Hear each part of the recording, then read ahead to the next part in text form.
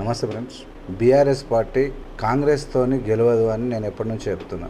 ఎందుకు గెలవదు అంటే, మేము బీఆర్ఎస్ పార్టీ రెండోసారి అధికారంలోకి వచ్చినప్పటి అరాచకాలు ప్రజల మస్తిష్కాల్లో నిలిచిపోయినాయి, అది పెద్ద ఎత్తున దోపిడీ చేసింది అని చెప్తూ, రాష్ట్ర ప్రభుత్వము 8 లక్షల కోట్ల అప్పు చేసిందని చెప్పి వెరీ క్లియర్గా చాలా సందర్భాల్లో అసెంబ్లీలో పేపర్లలో తాటికాయంత అక్షరాలతో వచ్చింది. కానీ అబద్ధాలకు ఎగబడి సోషల్ మీడియాను నమ్ముకొని అబద్ధం ప్రచారణ దుమ్మెత్తిపోయారనుకున్నటువంటి బీఆర్ఎస్ పార్టీ కొంతమందిని పెట్టుకొని, ఆ పార్టీ మేనేజ్మెంట్ అట్లే ఉంది, ఆ పార్టీలో పనిచేసే వాళ్ళు అట్లే ఉన్నారు, అబద్ధాలను ప్రచారం చేసి ఎప్పుడు ఓవర్ స్థాయికి ఎప్పుడైతే ఓవర్ కమిట్ అవుతారో అప్పుడు అవి దొరికిపోతారు. ఎందుకంటే తప్పు చేసిన వానికి ఎటు చూసినా పొక్కలే ఉంటాయి.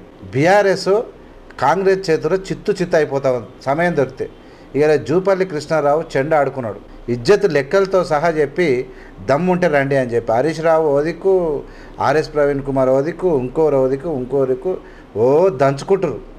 మేము అసలు కేటీఆర్ అయితే మేము చేసిన అప్పు 3,50,000 కోట్లే, మేము చెయ్యలేదు అంటే ఎవరిని పిచ్చరం చేస్తారు? అదే నోరు వారేసుకుంటే ఎవడు గుర్తుపట్టాడు, ప్రజలకు తెలియదు కాబట్టి అనేస్తామని అనుకుంటారు. ఇలా వెరీ క్లియర్గా Sandeep Kumar Sultania principal secretary, finance principal secretary నుంచి ఆధారాలతో తీసుకొచ్చి మాట్లాడితే చెమటలు పట్టినటువంటి పరిస్థితి. కేటీఆర్ పదే హరీష్ రావు పదే మేము చాలా శుద్ధపూసలం, మేము అప్పే చేయలేదు, మేము 3,50,000 కోట్ల అప్పే చేసినామని చెప్పారు. అయితే వెరీ క్లియర్గా ఇలా జూపల్లి కృష్ణారావు గారు పేపర్లు పట్టుకొని వచ్చిండు. అందులో ఏమన్నాడంటే, ముఖ్యంగా 3,89,673 కోట్లు అంటే ఆల్మోస్ట్ 3,89,000 అంటే ఆల్మోస్ట్ 4 లక్షల కోట్ల రూపాయలు ఎఫ్ఆర్బిఎం నుంచి లోను తీసుకున్నారు. ఎవరు? కేసీఆర్ గారు ఎఫ్ఆర్బిఎం నుంచి లోన్ తీసుకున్నారు 3,89,673 కోట్లు. అంటే 89,000 అంటే ఆల్మోస్ట్ ఏముంది అక్కడ, 11,000 కోట్ల తక్కువ.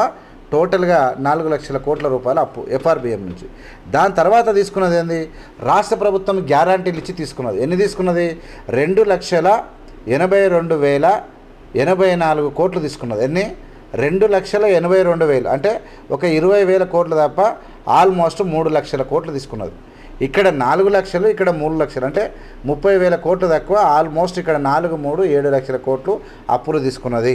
7 లక్షల కోట్లు. అది కాకుండా కాళేశ్వరం కార్పొరేషన్ పెట్టి ఇక్కడ కాళేశ్వరం కట్టడానికి అప్పు తీసుకొని కార్పొరేషన్లో 74,590 కోట్లు. అక్కడ ఆల్రెడీ ఆల్మోస్ట్ 7 లక్షల కోట్లు అయిపోయింది.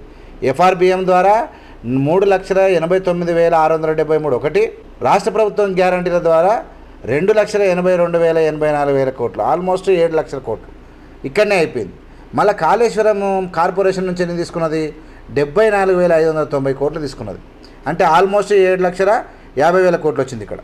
దాని తర్వాత చిన్నవి మొదలు పెడితే 84,000 కోట్ల కరెంటు బిల్లులు, 40,000 కోట్లు పెండింగ్ బిల్లులు, టీచర్లవి, ఉపాధ్యాయులవి, వాళ్ళవి ఇప్పుడు అన్ని పెండింగ్ ఉన్నాయి. ఇవే 40,000 కోట్లు అంటే మామూలు విషయం కాదు.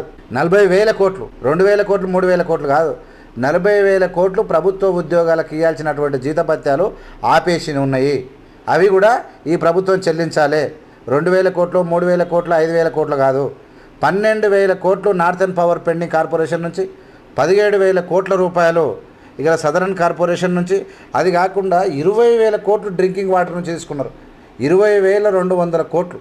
ఇది మామూలు విషయం కాదు, డ్రింకింగ్ కార్పొరేషన్. దాని తర్వాత 6,472 కోట్లు హౌసింగ్ కార్పొరేషన్. ఏమున్నదా? 8 లక్షల కోట్లు కాదు, 9 లక్షల కోట్లు దాటుతున్నది. ఇవన్నీ చూస్తూ ఉంటే 2,972 కోట్లు రోడ్డు డెవలప్మెంట్ కార్పొరేషన్. అంటే కార్పొరేషన్ మొత్తం రోడ్ డెవలప్మెంట్ కానీ, హౌసింగ్ కానీ, డ్రింకింగ్ వాటర్ కార్పొరేషన్ కానీ, సివిల్ సప్లై కార్పొరేషన్ నుంచి కూడా 56,000 కోట్లు. ఒకటా రెండా? ఇన్ని కార్పొరేషన్ నుంచి తీసుకొని మేము ఓన్లీ 3,50,000 కోట్లు అప్పు చేసినామని చెప్పి చిలుక పలుకులు పలుకుతూ ఉన్నారు. ఎన్ని అవుతున్నాయి ఇవన్నీ? ఎందుకు మీరు పెట్టుకుంటారు రేవంత్ రెడ్డి తోటి? ఎందుకు పెట్టుకుంటారు? ఊకే చేసినామని ఒప్పుకుంటే ఇప్పటికి 2.5 ఏళ్ళల్లో ఇప్పటికీ 1,80,000 పైచీలకు అప్పే కట్టిరు. ఇంట్రెస్ట్లే మీరు తెచ్చిన అప్పులకు 2 లక్షల కోట్ల రూపాయలు అప్పులే పోయినాయి. అంటే ఈ రాష్ట్రం వేయడం ముందరకు పోతుంది. మళ్ళీ ఉచిత పథకాలు నడుస్తున్నాయి, ఉచిత బస్సు నడుస్తున్నది, అద్భుతంగా పాలన జరుగుతూ ఉంది. ఎందుకే మీరు నోరు పడేసుకుంటారు? ఎందుకు ఇట్లా చేస్తారు?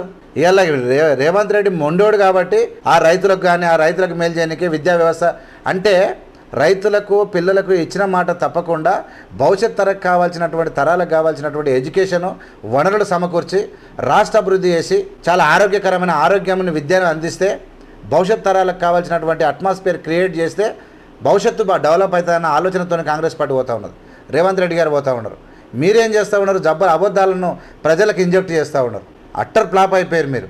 క్లియర్గా 3,89,000 అంటే 3,89,673 అంటే ఏముంది? 3,90,000 కోట్లు అంటే ఏంది అది? ఎవరు? FRBM నుంచి 2,80,000 కోట్లు అంటే ఆల్మోస్ట్ 3 లక్షలు. ఈ 4 ఈ 3 7 లక్షలు ఈయనే ఉన్నాయి.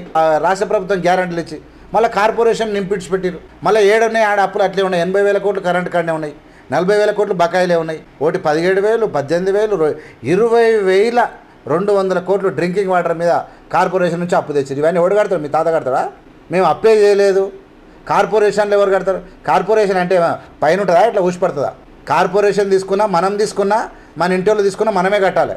ఇదేందా నాకు అర్థం కాదు. 6,472 కోట్ల రూపాయలు హౌసింగ్ కార్పొరేషన్ నీకు ఏముందాడ అంటున్నా.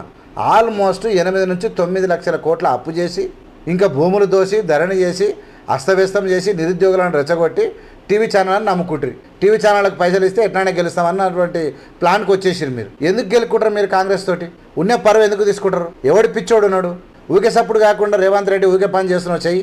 నీ అంత ధైర్యవంతుడు ఎవరు లేడు. నువ్వు ఎంతో కొంత తెలంగాణ పొందాక నిద్రపోకుండా ప్రజల కోసం పనిచేస్తా ఉన్నావు.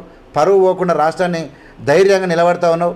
ఈ రాష్ట్రాన్ని భారతదేశంలో ఒక పవర్ఫుల్ రాష్ట్రంగా ఎస్టాబ్లిష్ చూపిస్తున్నావు. రేవంత్ రెడ్డి క్యారియర్ అని చెప్పాలి మీరు. Revanth Reddy all the best, go ahead అని చెప్పాలి. కానీ మీరు ఏం చేస్తారంటే మీద మన్ను వస్తారు, మీ ఇజ్జత్ తీసుకుంటారు.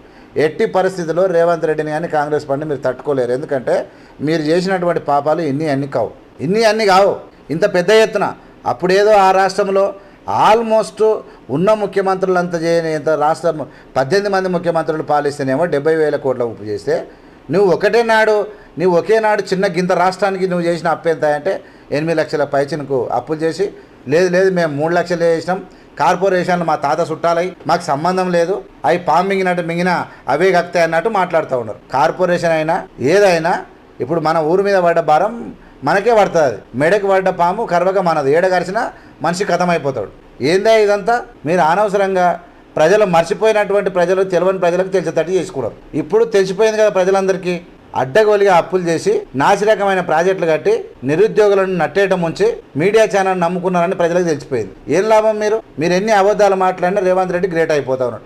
మీరు ఎంత ఎగిరి ఎంత మన్ను చల్లితే అది ఉల్టా తుఫానై సురగాలై మీ కళ్ళలో పడుతున్నది. ఏం చేస్తారు? ఇజ్జత్ వాయం ఇది. మీరే బిల్డప్లు మీదంగా మీడియాలో కింద పడ్డట్టు లేచినట్టు ఆర్ఎస్పీ డైలాగులు, వీళ్ళ డైలాగులు, వాళ్ళ డైలాగులు. మీరందరూ కలిసి ఎంత గుంపు కట్టినా కాంగ్రెస్ పార్టీ నిజాయితీ మీద నిలబడడం చాలా కష్టం. చూస్తూనే ఉండండి ఏవిఎం మీడియా. లైక్ చేసి, షేర్ చేసి, సబ్స్క్రైబ్ చేసి ప్రజలకు తీసుకుపోండి. జై హింద్, జై భీమ్, జై Bharat. Thank you so much. చూస్తూనే ఉండండి ఏవిఎం మీడియా.